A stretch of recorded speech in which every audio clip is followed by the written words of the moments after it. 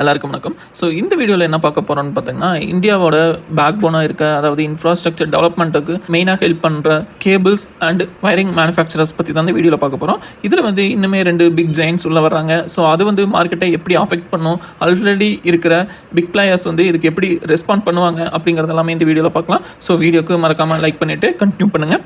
So Indian wire manufacture companies தான் இன்ஃப்ராஸ்ட்ரக்சரோட டெவலப்மெண்ட்டோட back போனாக இருக்குன்னு சொல்லலாம். இவங்க ஹோம்ஸ்க்கு இண்டஸ்ட்ரீஸ்க்கு அப்புறம் டெலிகாம் செக்டரை டெவலப் பண்ணுறதுக்கான கேபிள்ஸ் அண்ட் ஒயர்ஸ் எல்லாமே மேனுஃபேக்சர் பண்ணி கொடுத்துட்ருக்காங்க. ஸோ அதில் டாப் கம்பெனிஸ் அப்படின்னு பார்த்தோன்னா பாலிகேப், ஹேவல்ஸ், ஃபினாலக்ஸ் கேபிள்ஸ், அப்புறம் கேஇஏ இண்டஸ்ட்ரீஸ், அப்புறம் ஆர்ஆர் கேபிள், இவங்க எல்லாமே various types of cables and wires manufacture பண்ணி கொடுத்துட்ருக்காங்க. ஸோ கரண்ட் மார்க்கெட் ட்ரெண்ட்ஸ் அப்படின்னு பார்க்கும்போது இந்தியாவோட கோல் அப்படின்னு பார்க்குறப்போ 2030 அப்படிங்கும்போது 500 கிகாவாட் ரெனியூபிள் எனர்ஜி அச்சீவ் பண்ணும் அப்படிங்கிறது இருக்கு. இதுக்கு ஹை குவாலிட்டியான கேபிள்ஸ் எல்லாமே தேவைப்படும். Next metro rail projects and smart city initiatives எல்லாமே பண்ணிட்டு இருக்காங்க. இதுக்கும் ஒயரிங் சொல்யூஷன்ஸ் எல்லாமே தேவைப்படும். ஸோ இப்போ சிங்கிள் மெகாவாட் சோலார் பவருக்கு 50 கிலோமீட்டருக்கான ஸ்பெஷலைஸ்டு சோலார் கேபிள்ஸ் தேவைப்படுது. இது மூலயமா கேபிள்ஸ் அண்ட் ஒயரிங் ரிலேட்டடான கம்பெனிஸ் எல்லாமே பெனிஃபிட் ஆக நிறையவே வாய்ப்பு இருக்கு.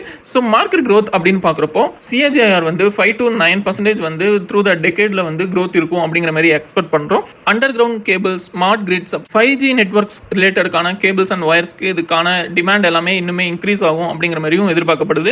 ஸோ ஒயரிங் கம்பெனிஸோட சேலஞ்சஸ் என்னவா இருக்கும் அப்படின்னு பார்த்தீங்கன்னா, ஃபர்ஸ்ட் ரா மெட்டீரியல் காஸ்ட், அதாவது copper, aluminium cost 40 to 60% of cable காஸ்ட்ல இன்க்ளூட் ஆகுது. ஸோ இந்த காப்பர் அண்ட் அலுமினியமோட பிரைஸ் ஃபிளக்சுவேஷன்ஸ் எல்லாமே அவங்களோட ப்ராஃபிட் மார்ஜின்ஸ்ல அஃபெக்ட் ஆகிறதுக்கு வாய்ப்பு அதிகமாக ஏற்படுத்தி கொடுக்கும். கரண்ட்டாக டொமஸ்டிக்கோட மெட்டல் ப்ரொடக்ஷன் லிமிட்டடாக இருக்கிறதுனால இவங்களோட டிபெண்டன்சி குளோபல் மார்க்கெட்ஸை டிபெண்ட் பண்ணி இருக்க வேண்டியதாக இருக்கு.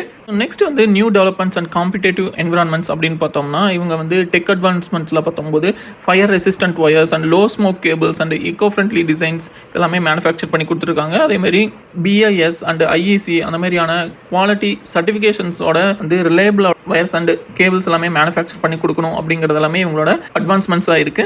நெக்ஸ்ட் இவங்களோட காம்படிஷன் அப்படின்னு பார்க்கும்போது organised sectors 60 to 65% of the மார்க்கெட்டை டாமினேட் பண்ணுறாங்க. அதாவது பாலிகேப், ஹேவல்ஸ் அப்படிங்கிற மாதிரியான கம்பெனிஸ். நெக்ஸ்ட்னு பார்க்கும்போது லோக்கல் பிளேயர்ஸ், அதாவது பட்ஜெட் ஃப்ரெண்ட்லியாக பார்க்கும்போது சின்ன சின்ன கம்பெனிஸ் எல்லாமே 35 to 40% ஆஃப் மார்க்கெட் ஷேரை ஹோல்ட் பண்ணுறாங்க. இப்போ கரண்ட்டாக கேபிள் கம்பெனிஸ், வயரிங் கம்பெனிஸோட டிமாண்ட் எல்லாமே இம்ப்ரூவ் ஆகிட்டு இருக்க சமயத்தில் இப்போ 2 பிக் பிளேயர்ஸ் உள்ள வர்றாங்க. அது யாருன்னு பார்த்தீங்கன்னா, புதுசாக அதானி அவங்க கேபிள் இண்டஸ்ட்ரிக்குள்ள வரப்போறதா சொல்லியிருக்காங்க. அவங்க கட்ச் காப்பர், அதாவது KCL அப்படிங்கிற ஓன் சப்சிடரி இருக்கு அதானி என்டர்பிரைசஸோட.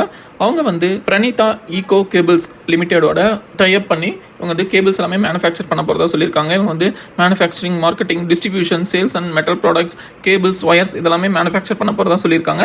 நெக்ஸ்ட்னு பார்க்கும்போது அல்ட்ராடெக்டும் பார்த்தீங்கன்னா 1800 கோடி கேபிள்ஸ் அண்ட் ஒயர்ஸ் இண்டஸ்ட்ரியில் இன்வெஸ்ட் பண்ண போகிறதா சொல்லியிருக்காங்க.